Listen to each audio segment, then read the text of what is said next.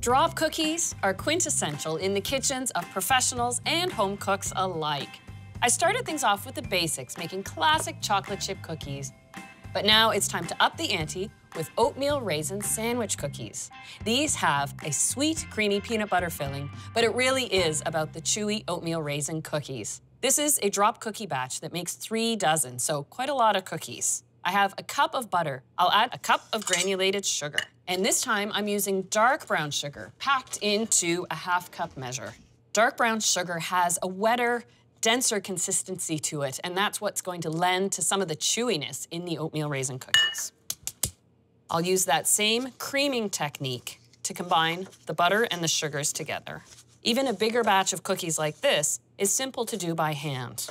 But if you wish to use electric beaters or a stand mixer, of course you can. Now I need 2 eggs, and I do like to add my eggs one at a time and then beat it well before I add the next one.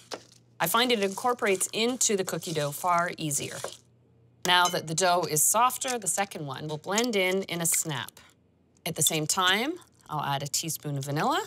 Vanilla pushes other flavors forward, so if you leave it out, your cookies will taste kind of flat. Now for the dry ingredients. 1.25 cups of all-purpose flour, and I add my signature cornstarch to keep these cookies nice and chewy. Because it's a larger batch, 2 tablespoons. One of the things I enjoy most about oatmeal cookies is the spice combination. A hint of cinnamon and ground ginger, 1/2 teaspoon of each.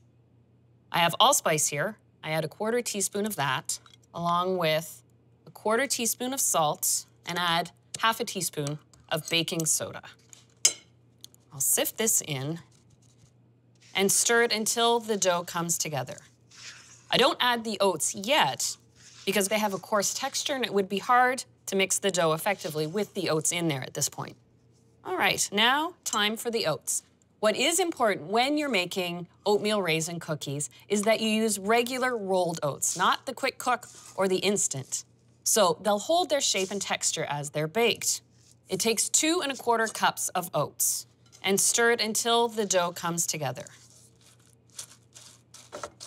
And there we go. And the last addition, 1 cup of raisins. I like how the chewy raisins match the chewy texture of the cookie itself.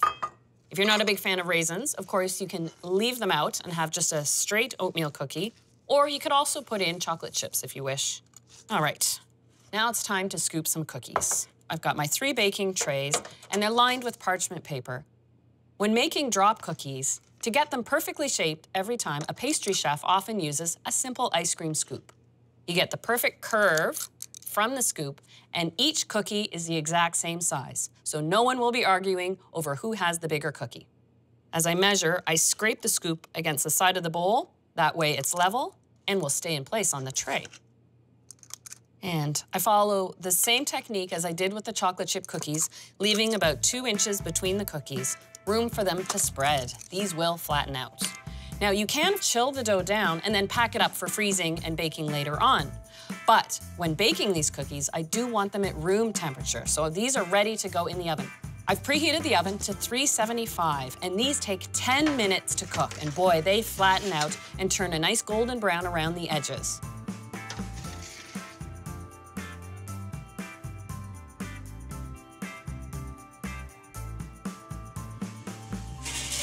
An important tip when you're baking your oatmeal raisin cookies, you have to cool them on the baking tray. Coming out of the oven, they're far too soft. You'll find it impossible to lift them. And there we go. So, I have a tray here that has already cooled down. But I don't want to break it in half because I want to sandwich 2 together with a nice sweet peanut butter filling. I have 3/4 cup of conventional peanut butter. Adding a bit of butter lends a bit of set, about 1/4 cup. And first, I'll blend this. Now, I'll grab 1/2 cup of icing sugar and just sift that in quickly. And there we go. Now the peanut butter is nice and spreadable. Grab a little offset spatula, and then I just check that I've got 2 cookies that are about the same size. Perfect. There's the function of using the ice cream scoop. You have precise cookies. And a generous tablespoonful. I spread it right to the edges.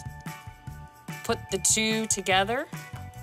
So you've got that combination of the chewy oatmeal cookie, the raisins, and that little bit of peanut butter right in the middle. There you go. Oatmeal raisin cookies taken to the next level.